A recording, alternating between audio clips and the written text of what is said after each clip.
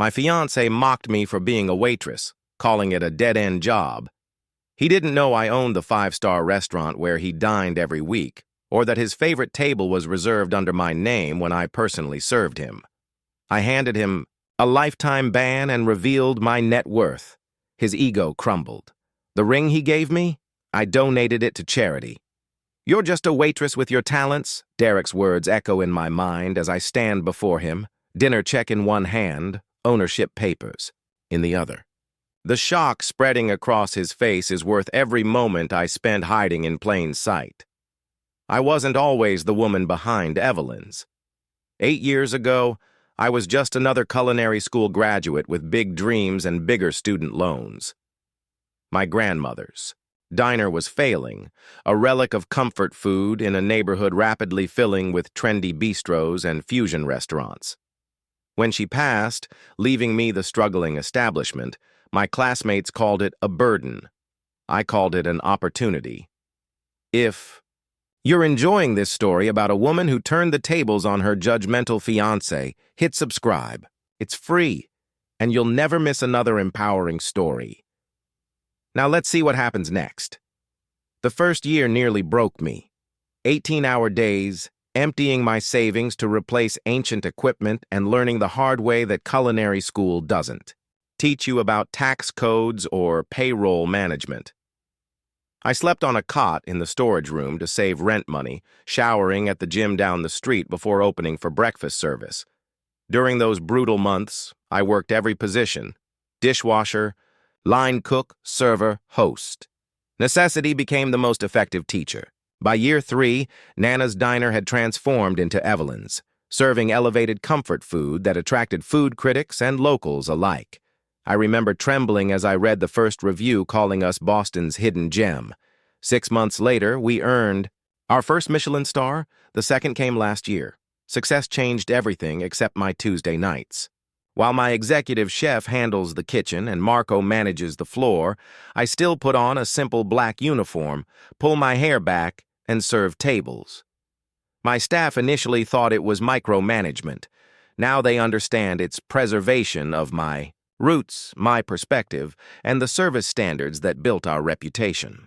The owner waits tables on Tuesdays became whispered knowledge among regular patrons, a quirk that eventually made its way into a Boston magazine profile. I never confirmed it publicly. Most new customers have no idea, and I prefer it that way. Something powerful happens when people speak honestly, believing you're just their server. That's how I met Derek. It was a rainy Friday, not my usual shift, but I was covering for Tina, whose babysitter had canceled. He sat alone at the bar, suit jacket perfectly tailored, scrolling through his phone with one hand while nursing a Manhattan with the other. "Another?" I asked, notepad ready. When he looked up, something shifted in the room. That magnetic moment romance novels describe, but I'd never experienced. His smile transformed his serious face, reaching his eyes in a way that seemed genuine rather than practiced. "Only if you'll tell me your recommendation for dinner," he countered. "I've been staring at this menu for 10 minutes, overwhelmed by choices." I recommended the braised short ribs, technically my grandmother's recipe, though we'd elevated it with a red wine reduction that took 12 hours to perfect. "I trust someone who makes confident recommendations," he said, ordering exactly what I suggested. Later, when he raved about the meal, I felt the dual pride of chef and server, a sensation only I could fully appreciate. Derek returned the following week, requesting my section specifically, and the week after. Soon, his Friday visits became so regular that other servers would automatically direct him to my area. He'd arrive at 7 sa, work still evident in his expression, but would leave relaxed, lingering over dessert while asking thoughtful questions about my day. What started as coffee after my shift evolved into proper dates, walks along the Charles River, a jazz concert at Berkeley, dinner at competitors' restaurants where I took mental notes while pretending to simply enjoy the meal. He talked about his work as a commercial real estate attorney, the skyscrapers he helped finance, the satisfaction of seeing buildings rise from contracts he'd negotiated.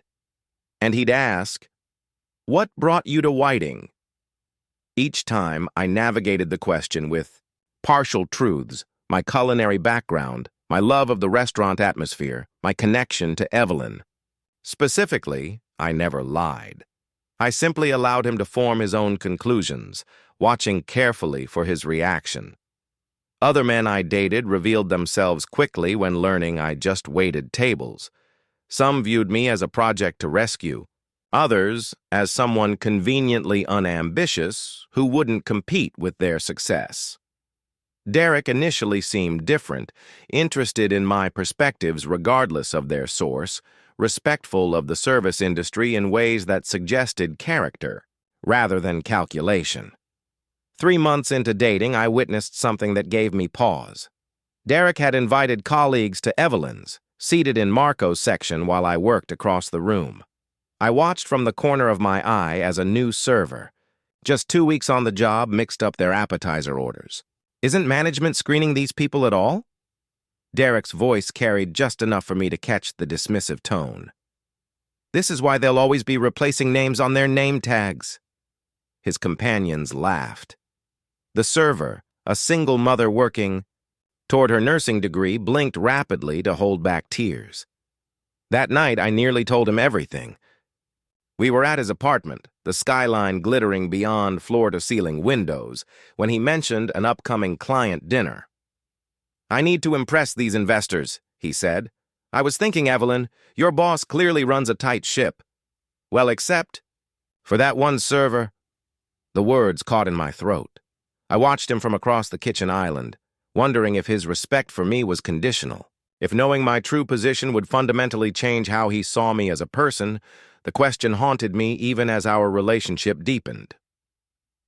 The following week, seated at my reserved corner table without realizing its significance, Derek closed.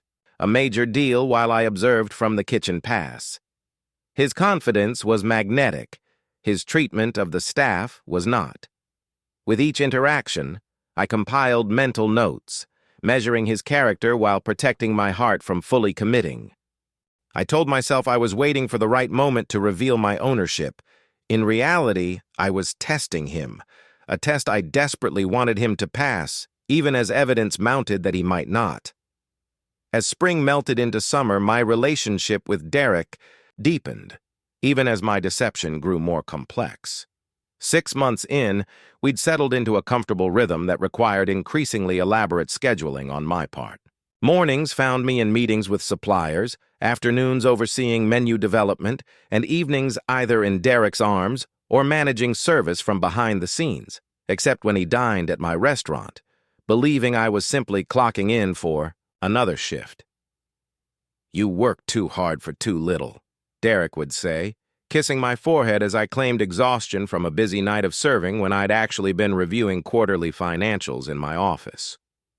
The irony wasn't lost on me, but with each passing week, finding the right moment to reveal my true position became more daunting. I learned more about Derek's background during these months.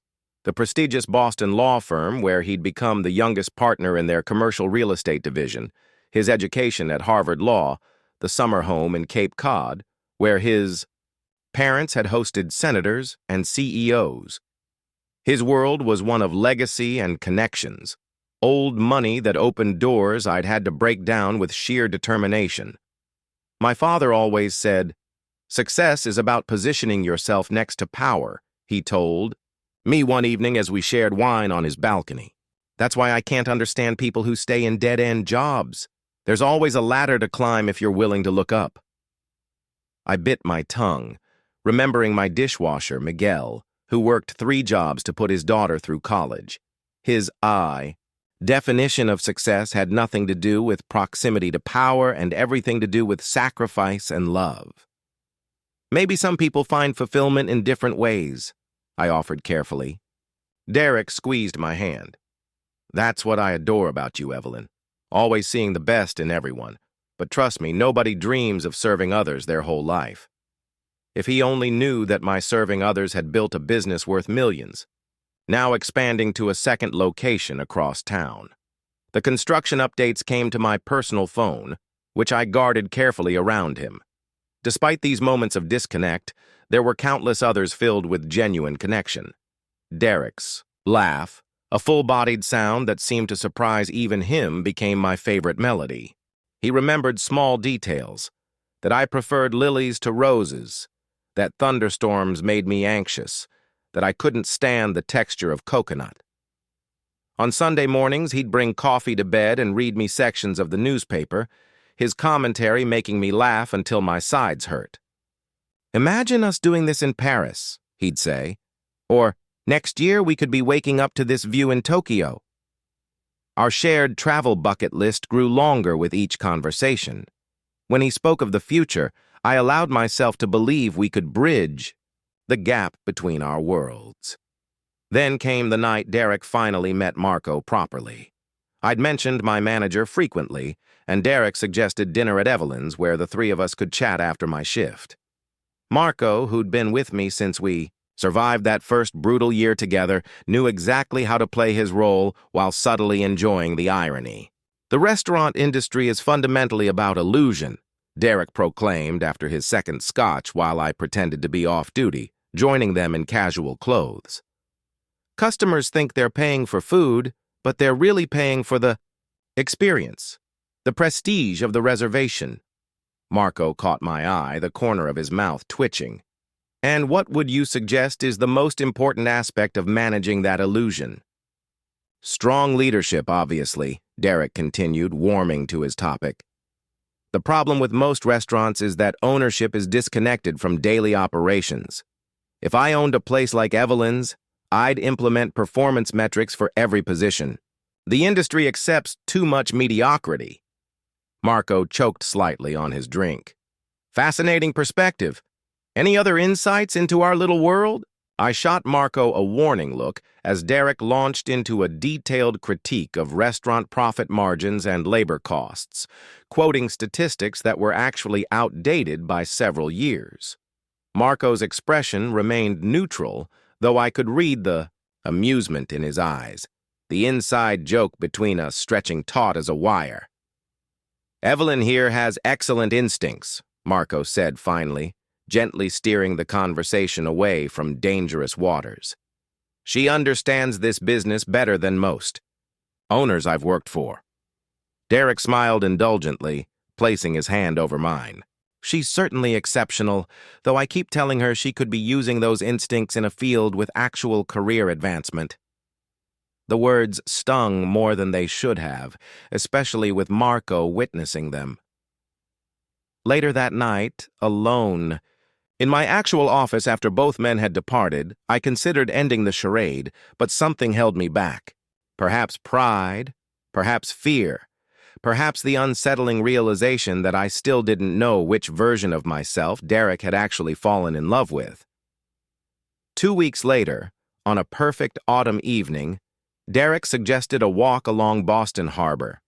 The October air carried the crispness of changing seasons, golden light softening the city's edges. As sunset approached, he seemed unusually quiet, checking his watch several times as he guided me toward a specific viewpoint overlooking the water. "This is where my grandparents first met," he said suddenly. "My grandfather was shipping out to Europe during the war. My grandmother came to say goodbye, not knowing if she'd ever see him again." Before I could respond, he was kneeling, a small, velvet box in his hand, the setting sun igniting the diamond inside as he opened it.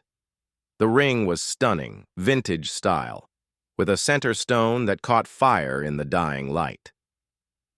"Evelyn Matthews, you've brought something to my life I didn't know was missing. Your kindness, your grace, your unwavering support of my ambitions. You make me want to be worthy of you every day." His voice carried the rare vulnerability that always melted my defenses. "Will you marry me?" Time suspended as conflicting emotions collided within me. Joy at the sincerity in his eyes, pride in how far we'd both come from our first meeting, anxiety about the secret still standing between us, and underneath it all, the unsettling question: did he love me, or the version of me he thought he knew? "Yes," I heard myself say, tears blurring my vision as he slipped the ring onto my finger. The weight of it felt simultaneously right and wrong, like a key that almost fit the lock. As he pulled me into his arms, the harbor lights began to twinkle around us. I made a silent promise to myself. Before we set a wedding date, Derek would know everything. The question that haunted me as we celebrated that night wasn't whether he'd be impressed by my success, but whether he'd forgive the omission, and whether the woman he wanted to marry would still exist in his eyes once the waitress disguise was gone. The diamond on my finger caught the morning light as I packed my essentials into carefully labeled boxes. Derek had insisted I move into his Beacon Hill condominium. No fiancé of mine should be living in that tiny apartment in Somerville, and after weeks of gentle pressure, I'd agreed. What I couldn't explain was how that tiny apartment was actually a convenient fiction. My real home was a brownstone in Back Bay that I'd purchased outright after our second Michelin star. Moving day became an elaborate choreography of deception. I transferred clothes, books, and personal items from my rarely used apartment while claiming my irregular hours at the restaurant made it impossible for Derek to help. In reality, I was shuttling financial documents, business plans, and the keepsakes that told the true story of my success to a newly rented storage unit. Finally, Derek murmured that first night, pulling me close as we stood on his, now our, balcony. "Having you here makes this place feel like home." His sincerity made my heart ache. Every genuine moment between us was scaffolded by falsehoods, a beautiful structure built on an increasingly unstable foundation. My new living arrangement complicated an already intricate schedule. Most mornings I'd slip out while Derek showered, claiming early breakfast shifts, but actually heading to manager meetings or supplier negotiations. Afternoons required careful coordination with Marco and my assistant to ensure calls were screened and messages secured. Evening returns to the condo often meant explaining away the scent of kitchen spices that clung to my hair, despite changing out of chef's whites into waitress attire before coming home. "Your dedication to that place is admirable, if misplaced," Derek commented one evening when I arrived home exhausted after a 16-hour day combining actual service and secret management. "Though honestly, at some point, you need to think about your future. Our future." The first cracks appeared 3 weeks after moving in. Derek's law firm was hosting a charity gala, and he'd spent days dropping hints about appropriate attire and behavior. "Just follow my lead with the senior partners," he advised while adjusting his bow tie. "They can be traditional about their wives' roles." "I'm not their wife," I pointed out, smoothing the simple black dress I'd chosen, coincidentally similar to my waitstaff uniform, though significantly more expensive. "And I'm not yours yet either." Derek's smile didn't reach his eyes. "But you will be. And first impressions matter in my world, Evelyn." His world, as if mine didn't exist at all. At the gala, surrounded by Boston's elite in a hotel ballroom dripping with crystal and privilege, I recognized several of my regular customers, including the restaurant critic who'd written Evelyn's first glowing review. I angled my body away, grateful I'd worn my hair differently than my usual work style. "And what do you do, dear?" asked the silver-haired wife of Derek's managing partner. Before I could answer, Derek's arm tightened around my waist. "Evelyn's just a waitress for—" "Now," he interjected smoothly, "at Evelyn's downtown. Quite a coincidence with the name, isn't it? Just a waitress?" The words landed like small, precise cuts. "How quaint," the woman replied, her expression suggesting she discovered something unpleasant on her shoe. "And do you have plans for something more substantial?" Derek answered for me again. "We're exploring options at the firm, perhaps something in client relations." Later, in the taxi home, the silence between us stretched taut until I finally broke. "You answered for me twice." "I was helping," Derek said, scrolling through emails on his phone. "Those people can be judgmental about waitresses." He sighed, taking my hand. Sweetheart, you know your job doesn't matter to me. I make more than enough for both of us. I just don't want you to feel uncomfortable in these situations. I didn't feel uncomfortable until you spoke for me. The argument simmered without resolution. The first of many small comments accumulated like snowflakes, light individually, but building toward an avalanche. Derek suggested I look into secretarial courses. Derek mentioned his colleague's wife, who used to be a barista before finding true calling in event planning, Derek leaving brochures for professional image consulting on the kitchen counter. My silent resistance only strengthened his campaign.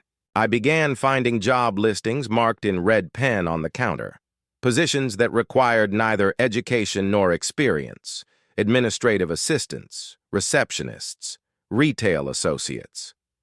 I'm not ashamed of being a waitress, I told him after finding.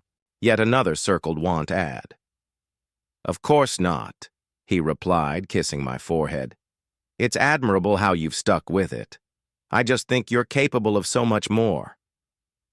The irony burned like acid. Vanessa, my head chef and closest friend since culinary school, became my sole confidant during menu tastings and inventory reviews, meetings masked as friendly coffee dates to Derek. She witnessed my growing unease. "This is madness, Ev," she said, chopping herbs with alarming precision in my restaurant kitchen after hours. "You're running one of Boston's most successful restaurants while pretending to be Cinderella before the ball. For what? A man who thinks waiting tables is beneath him? It's complicated," I insisted, sampling her latest sauce creation. "He has good qualities.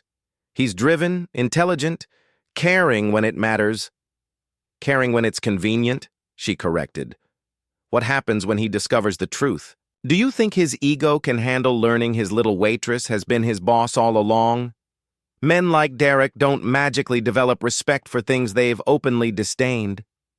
Her words haunted me for days, amplified by Derek's increasing suggestions about my career prospects.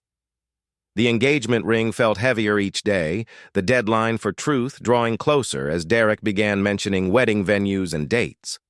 Then came the night I nearly confessed everything. I had prepared carefully, financial statements demonstrating my success, press clippings about the restaurant, even the keys to my actual home in Back Bay. I'd made his favorite meal, ironically, using the recipe from Evelyn's, and opened a bottle of wine we'd been saving. "I need to tell you something important," I began as we finished dinner. Derek's face lit up. "What a coincidence. I have news too, but you first." The earnest excitement in his eyes made me hesitate. "Actually, you go ahead." "I got the promotion!" He practically bounded from his chair. "Senior partner, effective immediately, the youngest in firm history." He pulled me up into a spinning hug, his joy infectious despite my internal turmoil. "And you know what this means. A significant raise, a corner office." He paused dramatically. "You can finally quit that waitressing job." He continued without noticing my frozen expression. "No more late nights, no more serving other people. You can focus on planning our wedding, setting up our home properly." His hands framed my face. "I told you I'd take care of everything, didn't I?" I forced a smile, the folder of revelations, burning a hole in my desk drawer where I'd hastily hidden it before dinner. "Congratulations! I'm so proud of you!" That night, as Derek slept peacefully beside me, I stared at the ceiling, Vanessa's warning echoing in my thoughts. The truth wouldn't set me free, not yet. First, I needed to understand exactly what would happen when Derek's perception of me shattered, when the power dynamic he'd carefully constructed inverted completely. The decision crystallized in the pre-dawn darkness. I would reveal myself, but on my terms, with witnesses who would ensure the truth couldn't be rewritten. Afterward, Derek had shown me who he was through 100 small moments. Now it was time for me to show him who I really was. My revelation would have to wait for the perfect moment. In the meantime, Derek's promotion accelerated both his ego and his presence at my restaurant. What had been occasional Friday dinners evolved into multiple weekly visits as he entertained clients, celebrated wins with colleagues, and established himself as a regular. The staff needed to recognize. "I want to reserve our special table again," he'd say on calls I now intercepted. Amused by the irony. The corner booth with panoramic city views, the one he'd fallen in love with during our early dating days, was technically reserved permanently under Matthew's owner in our system. "Of course, Mr. Shepard," I'd reply. "Professional as always. We'll have your usual table waiting." He never questioned how he always secured the most coveted spot in the restaurant, even during peak hours when waiting lists stretched weeks long. The satisfaction of exclusivity overrode any curiosity about why this particular table remained mysteriously available for him. Navigating Derek's increased patronage required elaborate choreography. I worked with Marco to ensure I only waited on Derek's table every third or fourth visit, enough to maintain our connection but not so frequent it would interfere with my actual management duties or raise questions about coincidence. "He's here again," Vanessa would text from the kitchen, our private signal prompting me to either don my waitress uniform or retreat to my office depending on our predetermined schedule.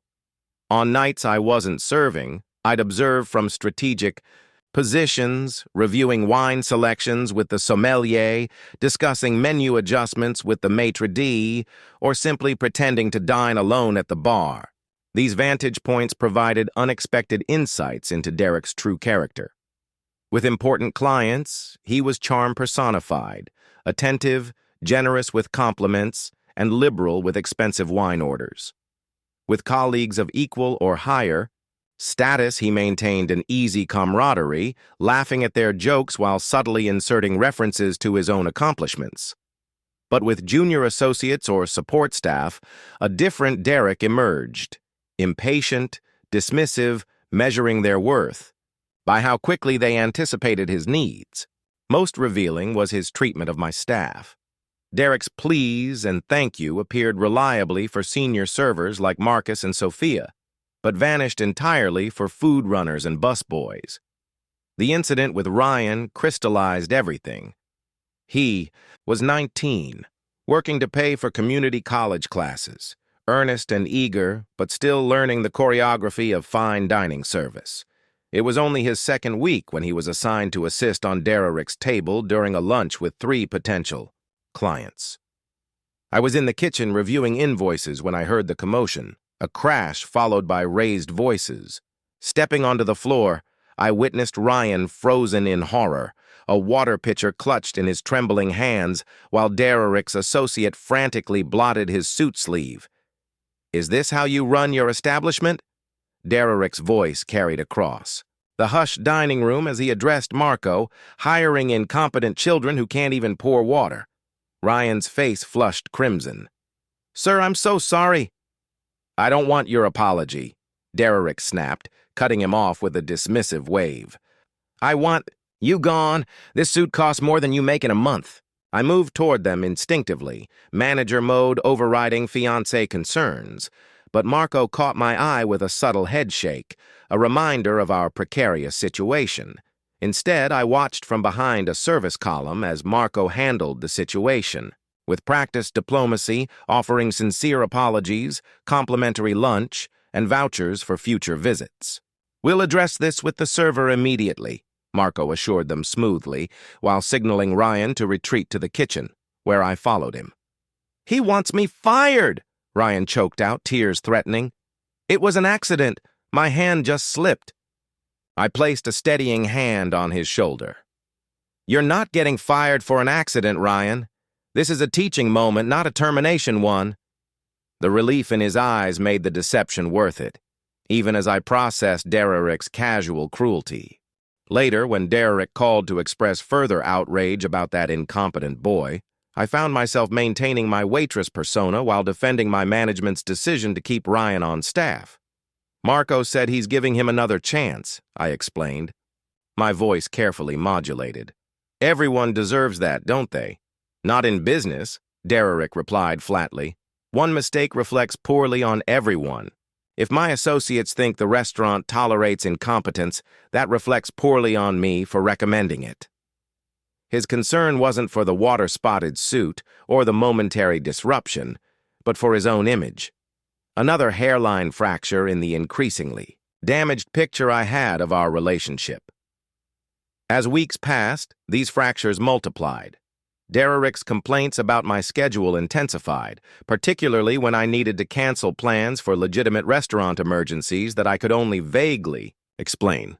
"It's Tuesday night," he argued during one particularly heated exchange when a refrigeration failure required my immediate attention. "You've already worked a full day. Why can't someone else handle a busy dinner service?" "It's complicated," I responded, gathering my keys.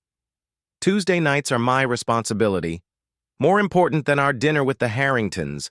They're only in town tonight, and Richard could be a significant client. I'm sorry, but yes, this once it is." His expression hardened. "I'm starting to think you're not serious about our future, Evelyn. A waitress job shouldn't take precedence over your fiancé's career." The words stung despite their inaccuracy. I was choosing my career over his, just not the career he thought I had.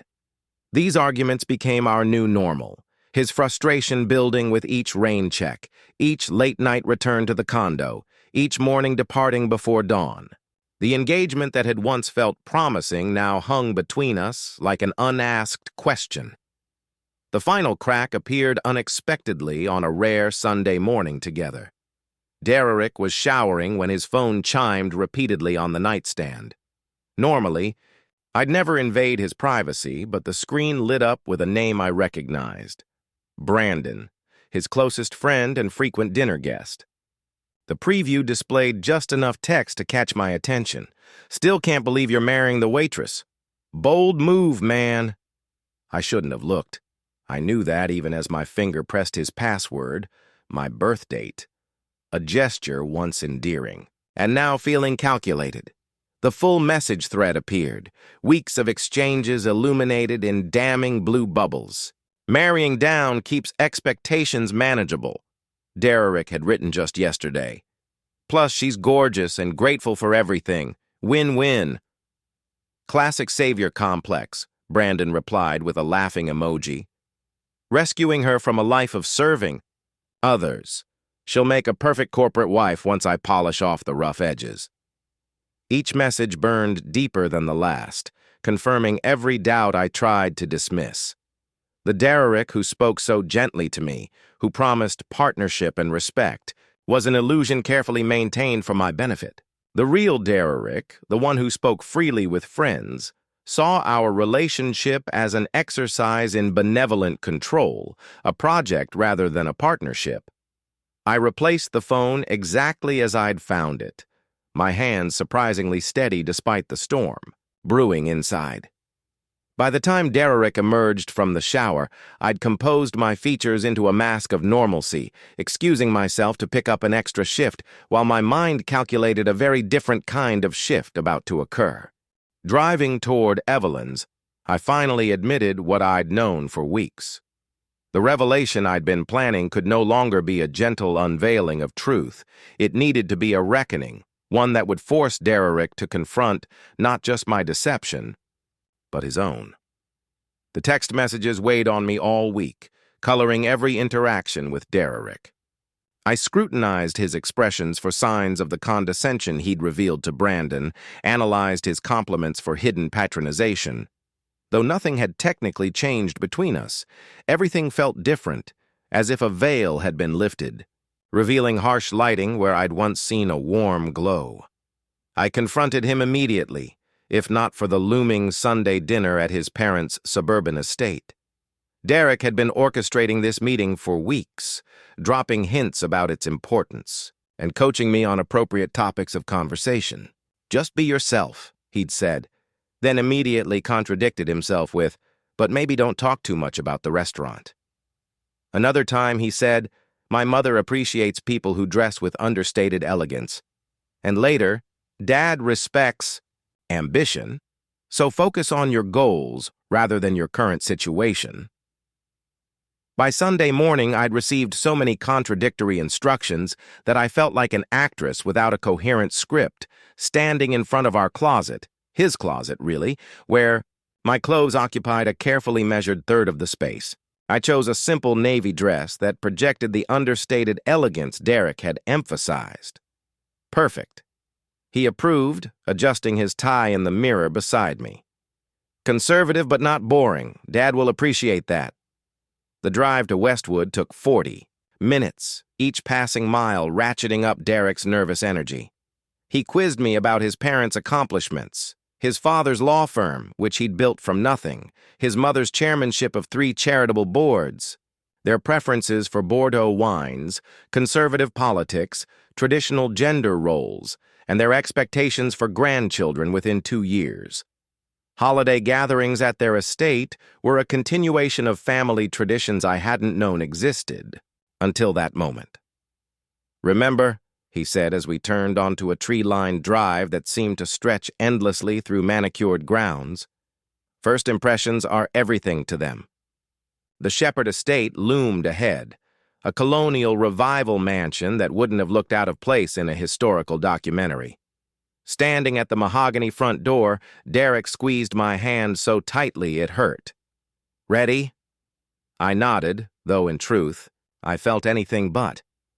The door opened before he could knock, revealing not his parents but a uniformed housekeeper who ushered us through a marble-floored foyer into a formal living room where the elder Shepherds waited.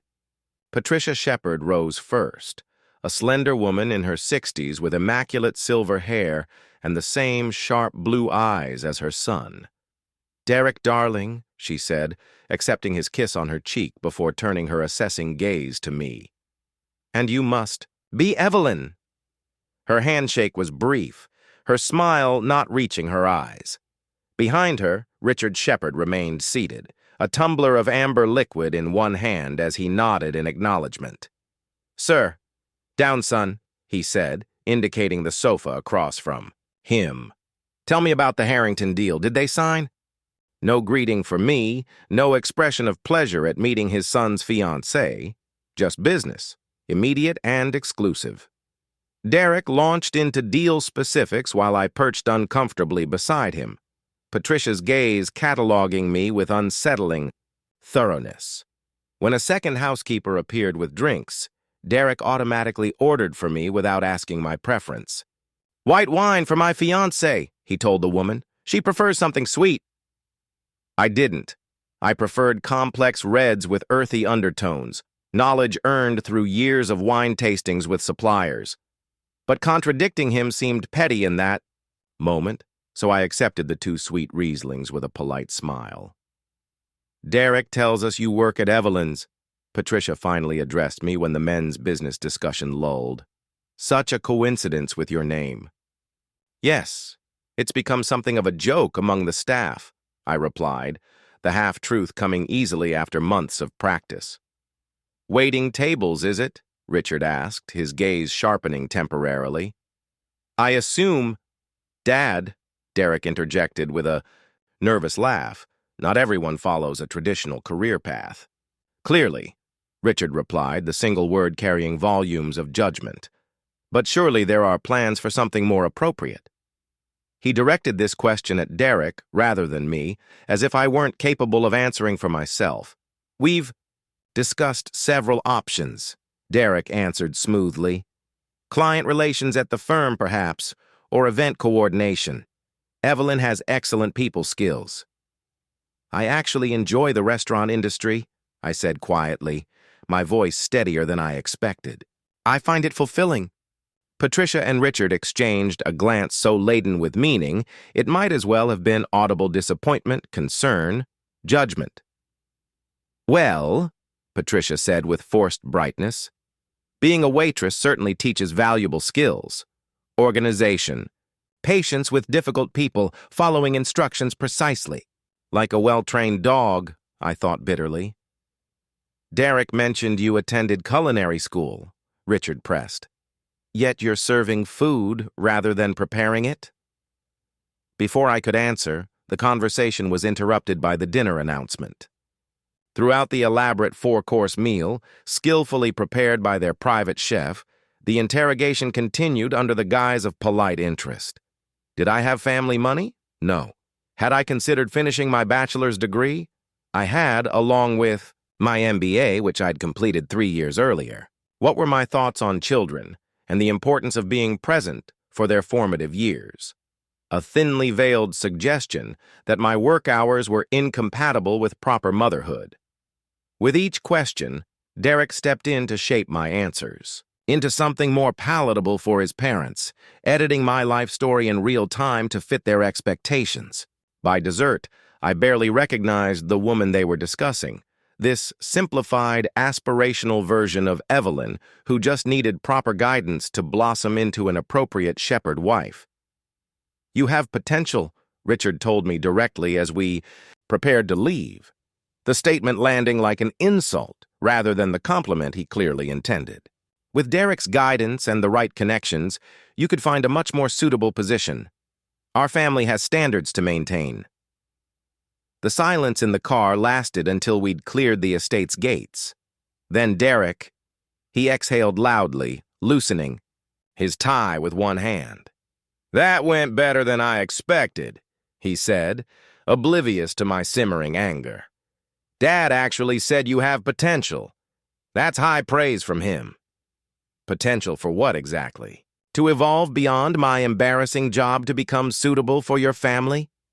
Derek's knuckles whitened on the steering wheel. "They're old-fashioned, Evelyn.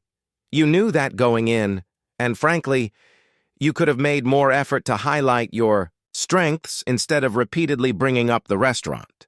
I answered their questions honestly. Should I have lied?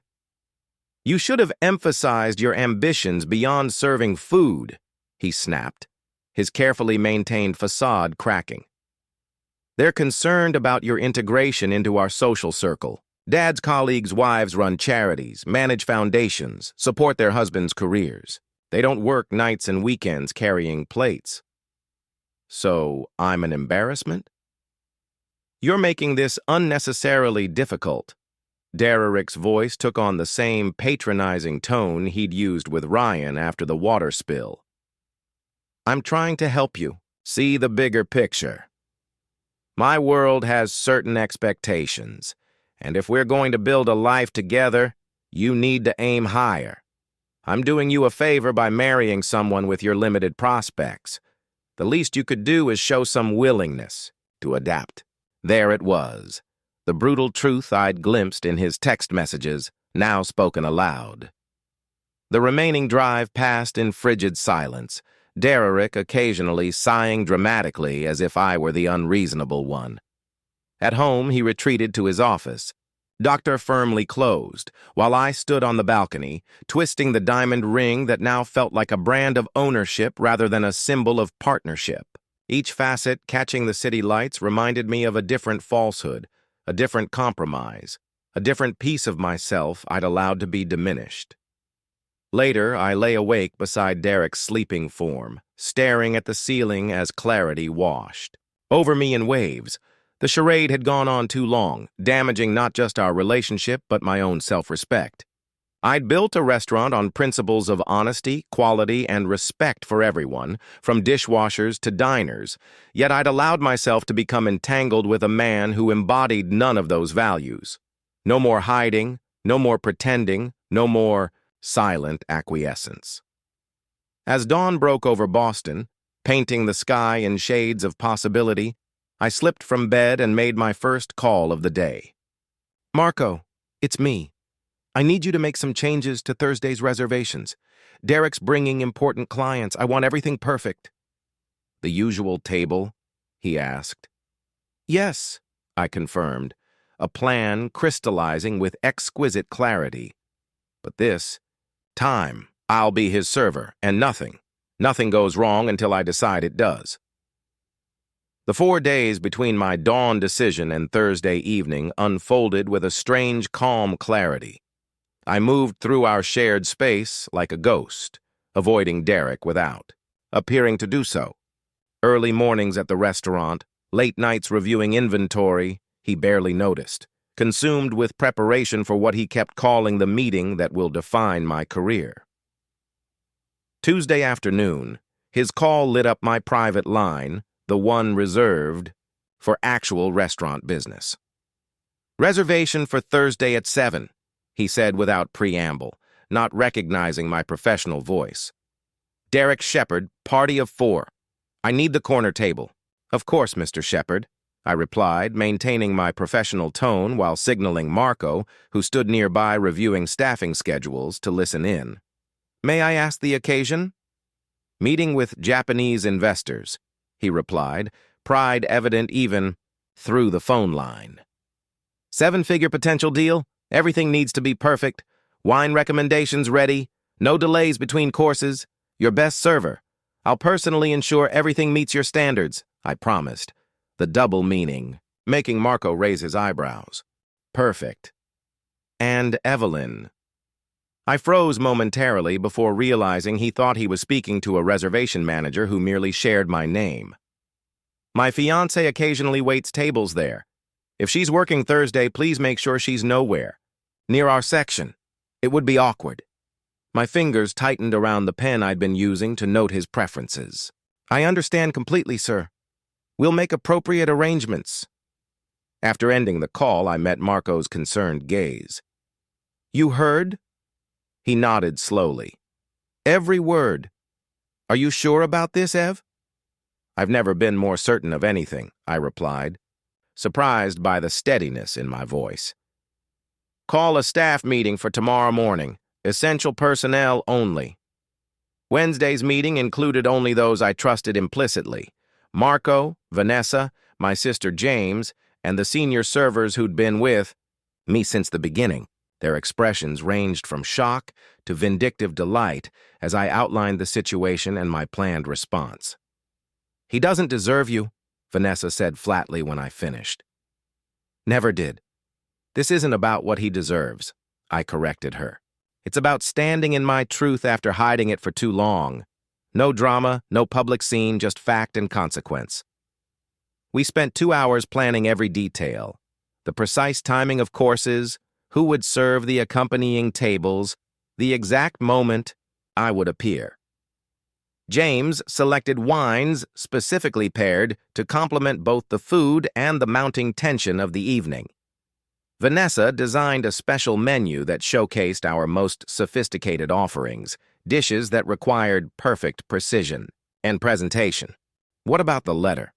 Marco asked quietly as the meeting concluded. I'd already drafted it.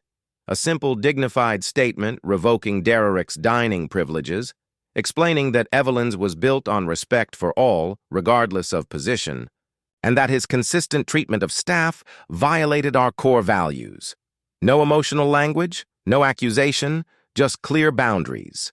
"It's ready," I told him, along with the paperwork documenting my ownership, awards, and financial statements.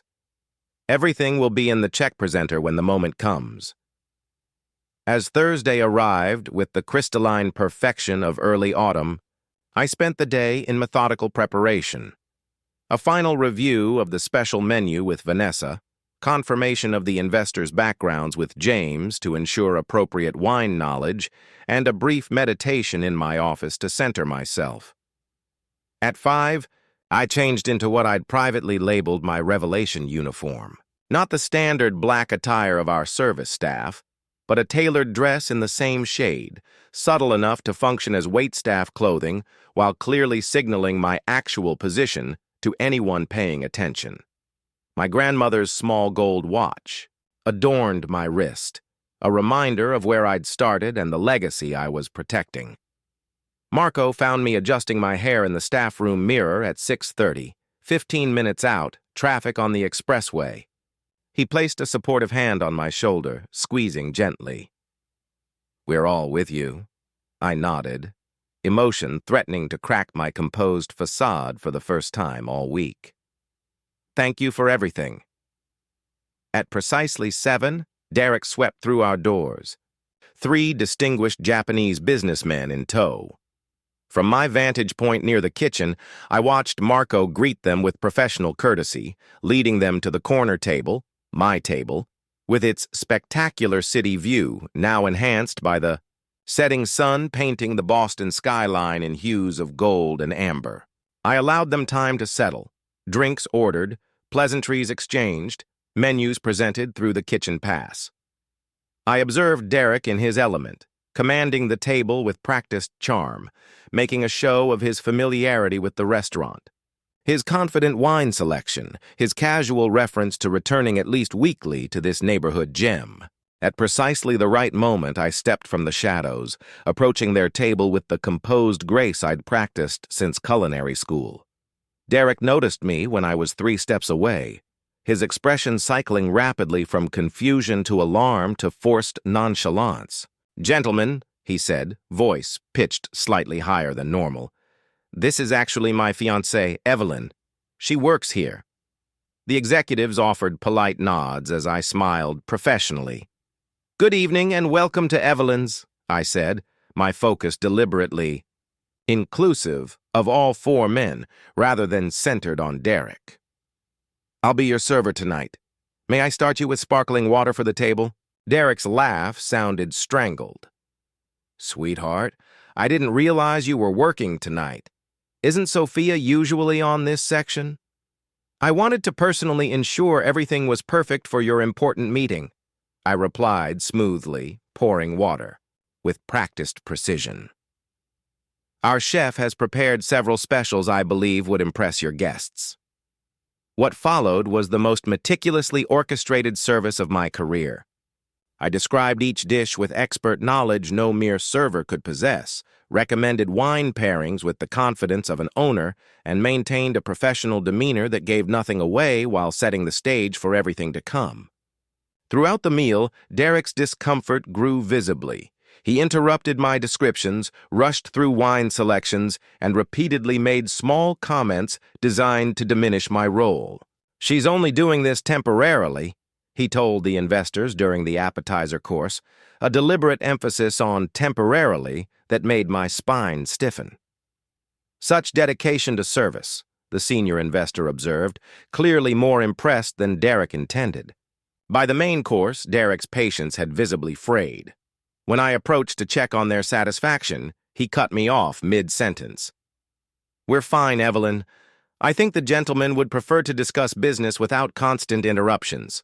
"Of course," I replied coolly, "though as owner, I find it valuable to ensure guests are enjoying their experience." The word owner hung in the air for a beat before Derek forced another laugh. "She means she owns the responsibility for her tables. English idioms can be confusing." The investors nodded politely, but I noticed their shrewd glances. These were businessmen who recognize power dynamics shifting in real time. When dessert arrived, Derek's frustration finally boiled over as I described the deconstructed chocolate torte, a recipe that had earned us a feature in Food and Wine. He cut me off harshly. "This is exactly why you need to quit this dead-end job," he hissed, forgetting his audience momentarily. "Hovering over tables, prattling about food, it's embarrassing." The table fell silent. The senior investor's eyes widened slightly. I straightened, feeling a profound calm settle over me. "I'll return shortly with your check, gentlemen." In the kitchen, Marco handed me the prepared check presenter without a word, his eyes conveying both support and concern. I took a deep breath, squared my shoulders, and returned to the table. "Thank you for dining with us tonight," I said, placing the leather folder precisely in front of Derek. "Inside, you'll find your bill along with a letter regarding your future. Dining privileges at Evelyn's and documentation you may find informative." Derek opened the folder, confusion giving way to shock as he scanned the contents. "I should introduce myself properly," I continued, addressing the investors directly. "I'm Evelyn Matthews, owner and founder of Evelyn's. I established this restaurant 8 years ago after graduating from the New England Culinary Institute and have since been honored with 2 Michelin stars and numerous industry awards." The senior investor's face transformed with new respect and understanding, while his colleagues murmured appreciatively. "Matthewson," he said, inclining his head slightly. "Most impressive establishment." "Thank you," I replied, then turned, my gaze to Derek, whose face had drained of all color. "Unfortunately, Mr. Shepard will no longer be welcome here due to his consistent disrespect toward our staff, a core violation of our values. You gentlemen, however, are welcome any time." I slid my engagement ring from my finger and placed it gently beside the check. "Presenter, this belongs with you," I said quietly to Derek, "as does your perception of me as someone needing rescue. I wish you well, but not in my restaurant and not in my life." With that, I turned and walked away, my back straight, my steps, sure, feeling lighter than I had in months, perhaps years. Behind me, I heard the senior investor say something in rapid Japanese, followed by the scraping of chairs. Whatever deal Derek had hoped to close that night unraveled as quickly as our relationship, but unlike him, I felt nothing but relief watching it all come apart. I didn't look back as I walked through the restaurant, past curious staff and oblivious diners. Marco fell into step beside me as I reached the kitchen. "It's done," I said simply. Vanessa abandoned her station at the pass, engulfing me in a fierce hug that smelled of rosemary and redemption. "You okay?" Surprisingly, yes, I replied. The weight of deception had lifted, leaving behind a curious lightness I'd forgotten could exist. "He's leaving," James announced, appearing in the kitchen doorway. "Looks shell-shocked. The investors are staying, asked to speak with the owner if possible." I smoothed my dress, squared my shoulders. "I'll meet them in the private dining room. James, bring a bottle of the Yamazaki 18. Hosting the Japanese executives afterward felt like my first authentic professional interaction in months. They were impressed by my business acumen, intrigued by my journey from culinary school to Michelin stars, and respectfully curious about my expansion plans. By evening's end, I'd secured not only their respect, but potential investment in my second location, a perfect unexpected symmetry to Derek's shattered deal. "Remarkable recovery," the senior investor, Mr. Tanaka, commented, as they prepared to leave. "Most impressive aspect of your business tonight." I didn't need to ask what he meant. In business, as in life, true character reveals itself in moments of disruption. The text began at midnight, frantic, disbelieving messages from Derek cycling through anger, bargaining, and wounded pride. I read each one just once before silencing my phone, sleeping more peacefully than I had in months. Morning brought a bouquet of lilies so enormous they barely fit through the door of my Back Bay brownstone, the home Derek never knew existed. The card read simply, "We need to talk, please."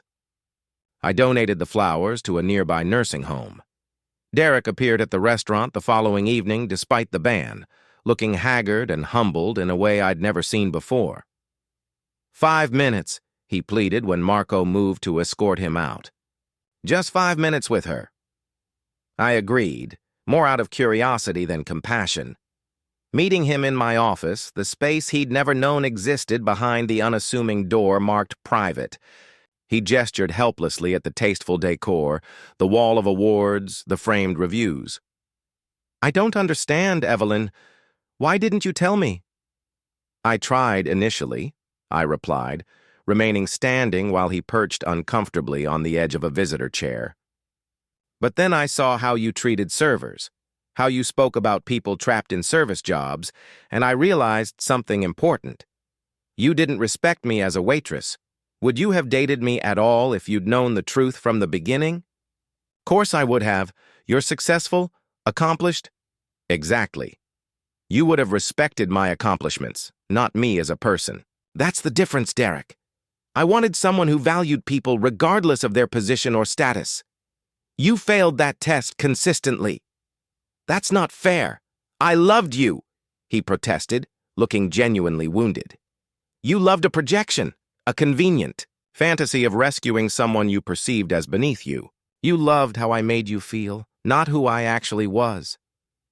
"I can change now that I understand." "That's just it," I interrupted gently. You shouldn't need to change to treat people with dignity. It should be fundamental. His expression hardened, slightly, revealing the Derek I'd glimpsed in unguarded moments. This is about status for you, isn't it? Some twisted revenge because you felt judged? I smiled sadly. No, Derek. It's about integrity. The same standards I apply to my restaurant, my staff, and myself. I won't compromise on that. Not for business and not for love. He left without further argument, the engagement ring in his pocket despite my suggestion that he donate it to charity. I suspected his pride couldn't handle that final submission. The following weeks brought more attempts. Emails outlining how we could start fresh. Messages from mutual acquaintances suggesting I was being harsh, even a desperate call to Vanessa seeking her intervention. Each attempt arrived with diminishing force and conviction, like waves gradually losing power as they reached shore. Meanwhile, I reclaimed pieces of myself I'd carefully hidden away. I moved fully back into my own home, the space that reflected my actual taste and achievements. I reconnected with industry colleagues I'd avoided for fear of exposing my charade. I even gave an interview to Boston Magazine about female entrepreneurship in the restaurant industry, finally stepping fully into the public role I'd earned. The final attempt came 6 weeks after that fateful dinner. Derek appeared at a charity gala I was catering, a prestigious event where I'd once hidden behind serving trays but now attended as a featured culinary artist. "You look happy," he said, cornering me near the dessert display. The bitterness in his voice had faded, replaced by something approaching resignation. "I am," I replied simply. "I sold the ring," he offered after an awkward pause.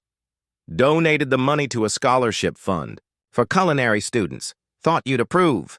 The gesture surprised me, suggesting growth I hadn't expected. "That's meaningful, thank you. I've been thinking about what you said about respect being fundamental." He glanced around the gala where servers circulated with trays of my creations. "I never saw them before. The people behind the service. I'm trying to see now." It wasn't an apology. Why exactly, but perhaps something more valuable. Evidence of reflection, the first step toward genuine change. That's a good place to start. I acknowledged, not unkindly, we didn't speak again that night or in the months that followed. Occasionally, I'd hear updates through industry channels.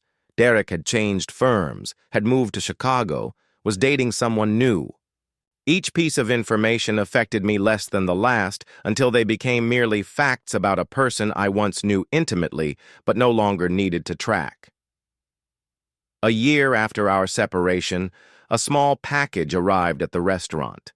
Inside lay a leather-bound journal I recognized as one I'd admired in a shop window during our early dating days. The note read simply, "You were right. Keep building your empire. It's impressive as hell." I donated the journal to our culinary mentorship program, but kept the note, not out of lingering attachment, but as a reminder of the power in standing firmly in one's truth, even when it's uncomfortable or inconvenient. Evelyn's expanded to 3 locations over the next few years. I maintained my Tuesday tradition of waiting tables, though the practice was now publicized as part of our philosophy rather than hidden.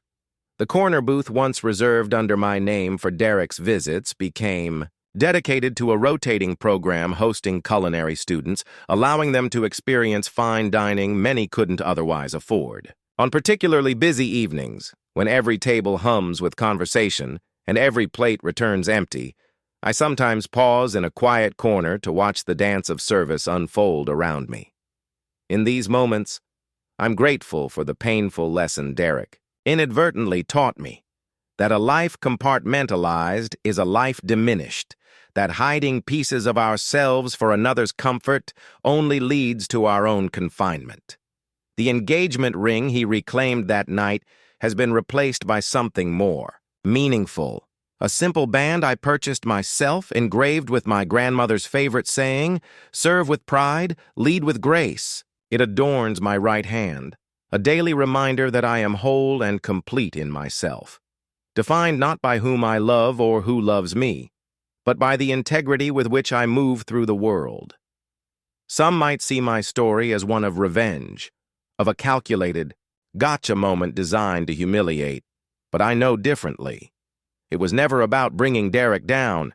It was about finally, after too long, allowing myself to stand fully in my power, refusing to be diminished for someone else's comfort or pride. That's not revenge, it's reclamation.